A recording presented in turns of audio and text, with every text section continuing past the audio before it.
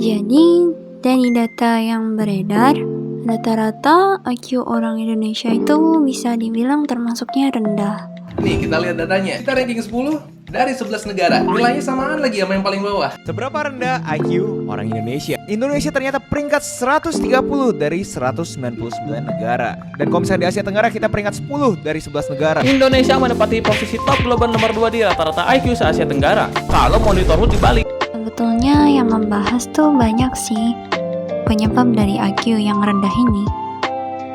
Jadi penyebab-penyebabnya itu ada yang berkata karena pendidikan, karena gizi, karena genetika, lingkungan. Ada juga yang berkata belum siap atau kurangnya pemberitahuan atau komunikasi. Ada juga tuh yang malah menganalisis metode penelitian yang menyatakan bahwa IQ orang Indonesia itu rendah. Tapi sebetulnya apa sih itu tes IQ? Ini saya ngambil dari Halodoc untuk definisi dari IQ atau kecerdasan intelektual. IQ itu adalah kemampuan seseorang untuk menalar, memecahkan masalah, belajar, memahami gagasan, berpikir, dan merencanakan sesuatu. Kecerdasan ini digunakan untuk memecahkan masalah yang melibatkan logika. Sebetulnya, indikator sebuah kecerdasan itu bukan hanya diukur dari IQ saja, tetapi dari 4 kecerdasan, yaitu IQ, EQ, EQ, dan SQ. Tapi sebetulnya masih ada sih yang lebih banyak, cuma kita fokus ke sini dulu. Karena 4 ini tuh kira-kira bisa mewakili sih. Dari situ sebetulnya ini mengingatkan saya dengan 4 hubungan fungsi kognitif, yang mana kalau di OPS itu atau Objective Personality itu dinamakan dengan animals, yang kira-kira kalau keduanya digabung itu jadinya seperti ini. Jadi kalau dilihat dari sini itu sebetulnya orang yang memiliki IQ tinggi cenderung orang yang aktif pada fungsi introvertnya. Nah, dengan teori begitu disatukan dengan asumsi bahwa data mengenai IQ itu benar, bukankah itu berarti kebanyakan orang Indonesia cenderung aktif pada fungsi ekstrovert?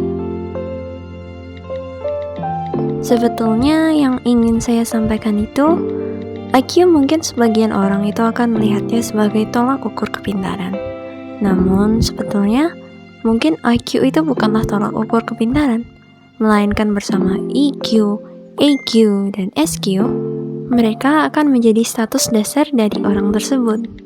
Seperti Big Five, dan mungkin status dalam game, kita bisa melihat orang itu sebetulnya pintar di mana.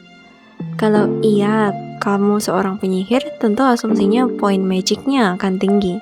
Sedangkan jika ia seorang petarung, tentu poinnya yang akan tinggi adalah strength-nya.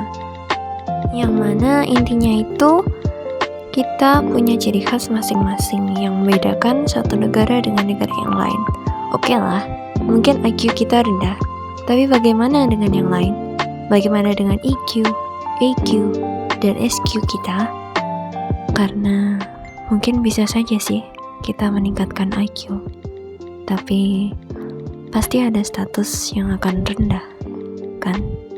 Karena semua ini sebetulnya adalah keseimbangan. Jadi, apa sih penyebab orang Indonesia memiliki IQ yang rendah? Karena banyak dari kita cenderung orang yang aktif pada fungsi ekstrovert atau jarang dari kita aktif pada fungsi introvert. Disclaimer, memang sih IQ itu bisa ditingkatkan. Sama seperti misal kamu adalah orang filler, maka berusaha untuk memperdalam thinking, dan seterusnya. Tapi, yang kita lihat di sini itu status dasarnya, oke? Terima kasih sudah menonton. Sampai jumpa di kesempatan yang lain. Bye.